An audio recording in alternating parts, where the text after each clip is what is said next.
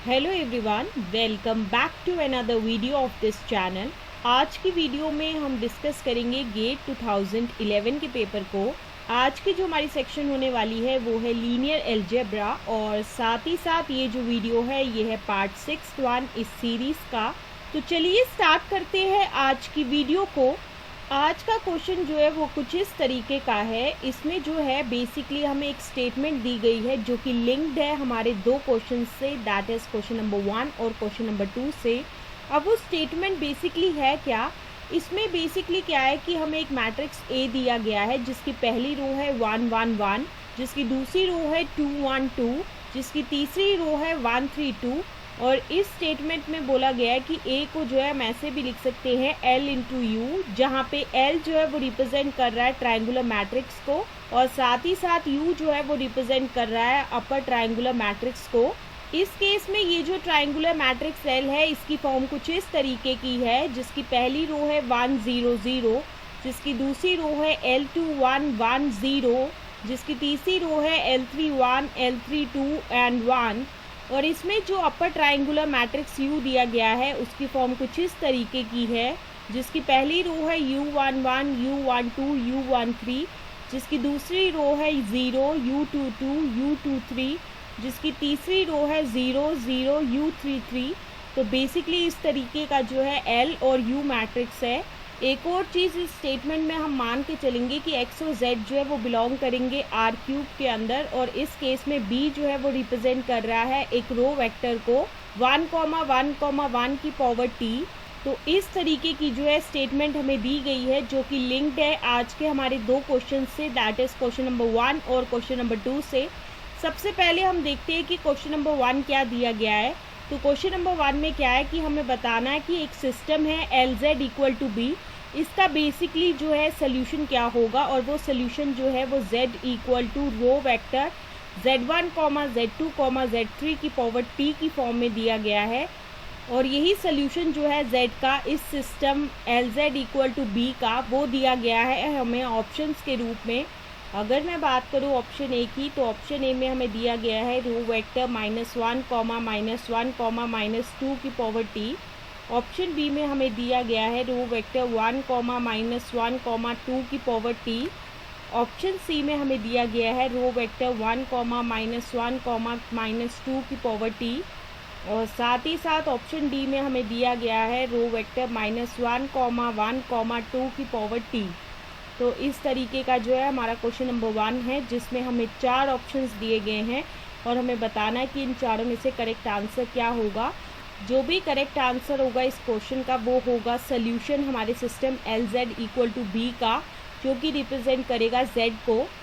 दूसरा क्वेश्चन जो दिया गया है इसमें बेसिकली हमें एक सिस्टम दिया गया है UX इक्वल टू Z, और इस केस में जो है हमें इस सिस्टम का जो है वो सोल्यूशन निकालना है, दैट इज़ x की वैल्यू निकालनी है जो कि एक रो वेक्टर है x1 x2 x3 की पावर t। और यही सोल्यूशन जो है वो हमें दिया गया है ऑप्शंस के रूप में। अगर मैं बात करूँ ऑप्शन ए की, तो ऑप्शन ए में हमें दिया गया है रो वेक्टर 2 1 -2 की पावर t।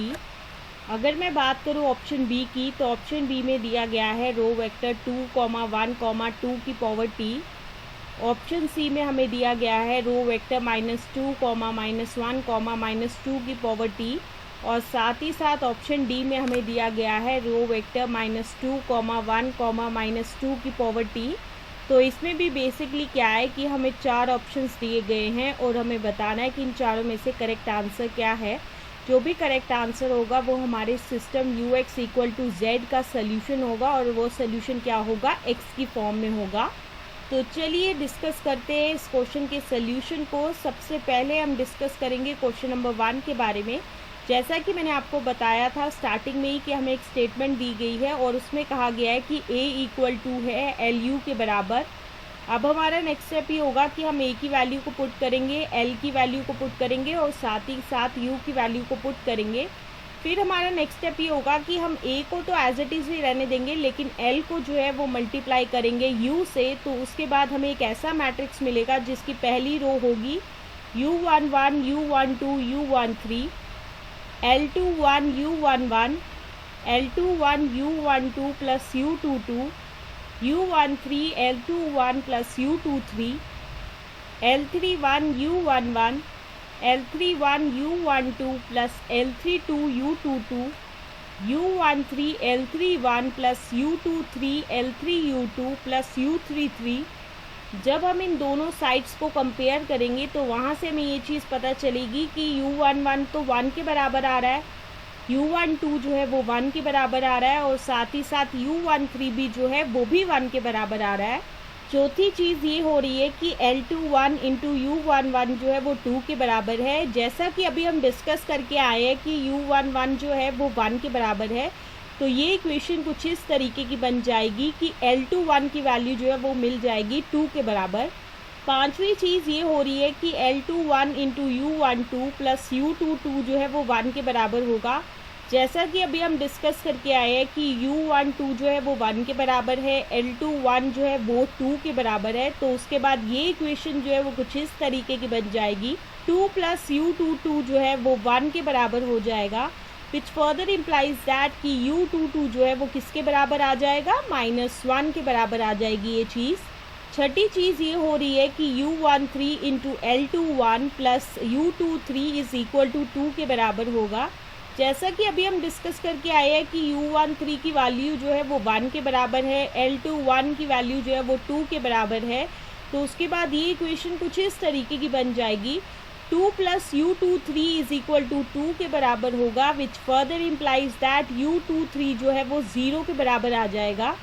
सातवीं चीज़ ये हो रही है कि L31 इंटू U11 जो है वो 1 के बराबर होगा, और जैसा कि अभी हम डिस्कस करके आए हैं कि U11 जो है वो 1 के बराबर है, तो उसके बाद ये इक्वेशन कुछ इस तरीके की बन जाएगी, L31 जो है वो 1 के बराबर आ जाएगा। आठवीं चीज़ ये हो रही है कि L31 into U12 plus L32 into U22 is equal to 3 के बराबर होगा। जैसा कि अभी हम डिस्कस करके आए हैं कि L31 की वैल्यू जो है वो 1 के बराबर है, U12 की वैल्यू जो है वो भी 1 के बराबर है, और साथ ही साथ ये चीज़ हो रही है कि U22 की वैल्यू जो है वो -1 के बराबर होगी, तो उसके बाद ये इक्वेशन कुछ इस तरीके की बन जाएगी, 1 माइनस L32 जो है वो 3 के बराबर होगा, विच फर्दर इम्प्लाइज दैट L32 जो है वो किसके बराबर होगा, -2 के बराबर होगा। नौवीं चीज़ ये होगी कि U13 into L31 plus U23 into L32 plus U33 is equal to 2 के बराबर होगा, और जैसा कि अभी हम डिस्कस करके आए हैं कि U13 की वैल्यू 1 के बराबर है, L31 की वैल्यू जो है वो 1 के बराबर है, U23 जो है वो 0 के बराबर है, L32 जो है वो -2 के बराबर है, तो उसके बाद ये इक्वेशन जो है वो कुछ इस तरीके की बन जाएगी, 1 plus 0 plus U33 is equal to 2 के बराबर होगा, विच फर्दर इम्प्लाइज दैट U33 जो है वो 1 के बराबर आ जाएगा। तो इस पूरी डिस्कशन से हमें ये चीज़ पता चली है कि L जो कि इस फॉर्म का था, इसे बेसिकली एक ऐसा मैट्रिक्स बन जाएगा जिसकी पहली रो होगी 1 0 0, जिसकी दूसरी रो होगी 2 1 0, जिसकी तीसरी रो होगी 1 -2 1, और साथ ही साथ U जो मैट्रिक्स जो कि हमें दिया गया है इस फॉर्म में, इसकी फॉर्म जो है वो कुछ इस तरीके की बन जाएगी, जिसकी पहली रो होगी 1 1 1, जिसकी दूसरी रो होगी 0 -1 0, जिसकी तीसरी रो होगी 0 0 1। अब फाइनली अब हम आते हैं हमारे सिस्टम नंबर 1 जो कि हमें दिया गया है क्वेश्चन नंबर 1 के अंदर, LZ इक्वल टू B, और यहाँ पे जो है हम Z की वैल्यू बेसिकली निकालने वाले हैं। तो जब हमने कंसिडर किया LZ इक्वल टू B, तो इसकी फॉर्म कुछ इस तरीके की बन जाएगी, L of column vector Z1 Z2 Z3 is equal to होगा कॉलम वेक्टर 1 1 1। अब हमारा नेक्स्ट स्टेप ये होगा कि हम L की वैल्यू को पुट करेंगे, और उसके बाद हम क्या करने वाले हैं कि L को जो है वो मल्टीप्लाई करेंगे इस मैट्रिक्स के साथ, लेकिन इस इक्वेशन की राइट हैंड साइड को जो है हम बिल्कुल भी टच नहीं करेंगे। तो उसके बाद इस इक्वेशन की जो लेफ्ट हैंड साइड होगी वो कुछ इस तरीके की बन जाएगी, column vector Z1 2 Z1 plus Z2 Z1 minus 2 Z2 plus Z3 is equal to होगा कॉलम वेक्टर 1 1 1। जब हम इसकी दोनों साइड्स को कंपेयर करेंगे तो उसके बाद हम ये चीज़ कह सकते हैं कि Z1 जो है वो 1 के बराबर होगा, 2 Z1 plus Z2 is equal to 1 के बराबर होगा, और जैसा कि अभी हम डिस्कस करके आए हैं कि Z1 की वैल्यू जो है वो 1 के बराबर है, तो उसके बाद ये इक्वेशन कुछ इस तरीके की बन जाएगी, 2 प्लस Z2 जो है वो बराबर होगा 1 के, विच फर्दर इम्प्लाइज दैट Z2 जो है वो किसके बराबर होगा, -1 के बराबर होगी ये चीज़। Z1 minus 2Z2 plus Z3 जो है वो 1 के बराबर होगा। जैसा कि अभी हम डिस्कस करके आए हैं कि Z1 इक्वल टू 1 है, Z2 इक्वल टू -1 है, तो उसके बाद ये इक्वेशन कुछ इस तरीके की बन जाएगी, 1 minus 2 into -1 plus Z3 equal to 1 के बराबर होगा, which further implies that 1 plus 2 plus Z3 is equal to 1 के बराबर होगा, which further implies that Z3 equal to होगा -2 के बराबर। तो यहाँ से हम ये चीज़ कह सकते हैं कि जो Z है, जो कि सोल्यूशन है इस सिस्टम का, LZ इक्वल टू B, ये एक ऐसा रो वेक्टर होगा Z1, Z2, Z3 की पावर T इस इक्वल टू होगा रो वेक्टर 1, -1, -2 की पावर T, और ये चीज़ जो है वो मैच कर रही है हमारे ऑप्शन सी से। तो इसी वजह से जो है ऑप्शन सी जो है वो बिल्कुल सही है और बाकी के सभी ऑप्शंस जो है वो गलत है। So that's why option C will be the answer of question number 1। अब हम आते हैं आज के दूसरे सिस्टम की तरफ, जो कि क्या था, ux इक्वल टू z के बराबर था। और इसमें अब हम क्या करेंगे कि x की वैल्यू को पुट करेंगे, z की वैल्यू को पुट करेंगे और साथ ही साथ u की वैल्यू को पुट करेंगे। फिर उसके बाद हम क्या करेंगे कि u को जो है वो मल्टीप्लाई करेंगे x से, लेकिन इसकी इक्वेशन की राइट हैंड साइड को जो है वो हम बिल्कुल भी टच नहीं करेंगे। तो जब हमने u को जो है वो मल्टीप्लाई किया x से, तो उसके बाद ये एक ऐसा मैट्रिक्स बन जाएगा जिसकी पहली रो होगी x1 plus x2 plus x3, जिसकी दूसरी रो होगी -x2, जिसकी तीसरी रो होगी x3 इज इक्वल टू होगा एक कॉलम वेक्टर के 1 -1 -2। जब हम इन दोनों साइड्स को कंपेयर करेंगे तो वहाँ से हमें ये चीज़ पता चलेगी कि x1 plus x2 plus x3 जो है वो 1 के बराबर होगा, -x2 जो है वो -1 के बराबर होगा, विच फर्दर इम्प्लाइज दैट x2 जो है वो 1 के बराबर होगा, x3 इक्वल टू -2 के बराबर होगा। जैसा कि अभी हम डिस्कस करके आए हैं कि x2 इक्वल टू 1 के बराबर है और साथ ही साथ x3 जो है वो -2 के बराबर है। तो उसके बाद ये इक्वेशन कुछ इस तरीके की बन जाएगी, x1 plus 1 minus 2 is equal to 1, which further implies that x1 is equal to 2 के बराबर होगा। तो यहाँ से जो हमें सोल्यूशन मिला ux इक्वल टू z का, वो क्या है, एक रो वेक्टर है x1, x2, x3 की power t is equal to होगा रो वेक्टर 2, 1, -2 की पावर t, और ये जो है वो मैच कर रहा है हमारे ऑप्शन ए से। तो इसी वजह से जो है ऑप्शन ए जो है वो बिल्कुल सही है और बाकी के सभी ऑप्शंस जो है वो गलत है। So that's why option A will be the answer of question number 2-1।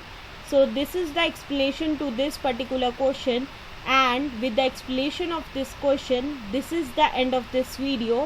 तो मिलते हैं नेक्स्ट वीडियो में नए क्वेश्चन के साथ। So stay tuned for the next video.